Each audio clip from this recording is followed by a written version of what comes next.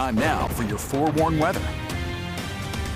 Wow, so much history down there. We know Alana enjoyed being down there for that story, and she had good, warm weather, too, for it, didn't she? Yeah. I don't know if I would call it good warm weather. I would call it really hot weather. Hot weather. Right. Yes, with a little bit of wind. With a lot of bit of wind, yeah. Yeah. There was actually a fire risk down there, but the winds are dying down, so the good news is the fire risk is actually lowering. That's the good news. And I actually have a lot more good news for your Memorial Day weekend. Great. It's going to be really nice, yeah. Here is a look at our Black Desert time lapse. Really clear skies, beautiful sunset there. You could kind of see some clouds being silhouetted behind the sunset. Not too much, though. You can see it on our satellite radar much better, especially up here in northern Utah. We punched this in.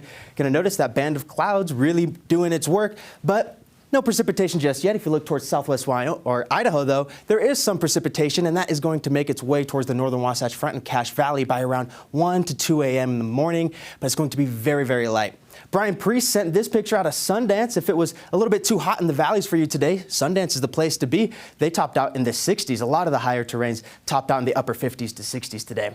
Now, we are looking at 60s down I-15 right now. We got some 50s in Rock Springs and 70s on the eastern side of the state. Still warm for places like Green River, Hanksville, Lake Powell, St. George, all still in the 80s. So a very warm night overall for the typically hot spots. Now, we're going to hit the mid-60s by right around midnight. The mostly cloudy skies do hang on all the way overnight and into the morning, 59 degrees by 5 a.m. And then the temperatures start to warm up, 68 degrees by 10 o'clock in the morning. But the clouds do not go away. That moisture is really making itself known. Lows tonight are going to drop into the mid-50s to 40s, 49 degrees in Beaver, 54 here in Salt Lake. We've got 51 in Logan and Nephi, and 63 in Moab. 62 degrees is going to be the low tonight in St. George. Now, we got to talk about that precipitation potential. I mentioned we do have that chance for showers for your Memorial Day weekend, Saturday and into Sunday. But luckily, Memorial Day itself, that precipitation potential absolutely plummets. Looking really nice overall, although we could see a shower or two in the mountains. Nothing too bad. Our future cast will show you what I'm talking about. There we are, 2 in the morning. There's those showers in the northern Wasatch Front. We impacted places like Brigham City, Ogden, Logan tapping into that a little bit. I don't suspect it's going to make it much further south than Layton, but we'll see what happens with that.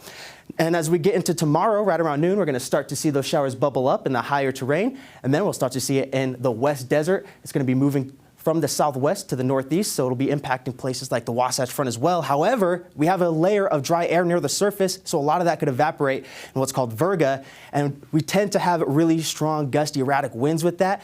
So keep your eyes to the skies. And then by the time we get into Sunday, that precipitation potential really revs up. Look at that, scattered showers for northern Utah, a little bit more isolated as we get into central Utah, making its way all the way down to I-70, maybe as far south as Beaver. And then that low pressure system passes over the state and things dry out. Let's take a look at the big picture. Our upper level futurecast shows that low pressure system ushering in that Pacific moisture as it moves in from the coast to California. But then high pressure builds, gives it the boot, and it starts to warm up. This is Memorial Day, high pressure building just in the nick of time. Although we do have our eye on a system that's going to be cruising on through Arizona, that could bring a chance of some wet weather on your Tuesday, but I think it's mostly just going to be an increase in cloud coverage is the most moisture we're going to get. The mountains could get a little bit more. Warmer as we get into the midweek, and then the temperatures just continue to build. High pressure is going to be the name of the game once we get through these first couple of storm systems. And our high temperature trend shows just that. We are on a very gradual warming trend, warming about a degree or two every day. Your Memorial Day running about 5 degrees above average, both in northern and southern Utah. Very gradual warming trend. Tomorrow, St. George will be right on the money for average temperatures. All right, let's talk about Memorial Day. It's going to be a cloudy one for a lot of us on Saturday, but on Sunday, it becomes a little less cloudy, but a little more active as well. We'll start to hear some rumbles of thunder, and then it clears on out for your Monday. Now, St. George is going to stay clear for the next 7 days. First, let's look at tomorrow, though. We're going to be in the 70s and 80s across the state, upper 80s down south, and 90 degrees in St. George. And those 90s hold on in St. George, and we don't see any wet weather down there. You have a little bit of a breeze from now through Monday that'll help keep you somewhat cool, but I don't know if there's anything cool about the 90s, and there's certainly not anything cool about triple digits. That'll be the first 100-degree day of the year if we do hit that. And then here on the Wasatch Front, we warm up to the 80s by Monday, scattered showers and thunderstorms for your Sunday, slight chance on Tuesday, and then we'll be flirting with 90 by Friday. Flirting with 90? Flirting with 90. I saw the triple digits, too. Whoa. Yeah. High numbers up there.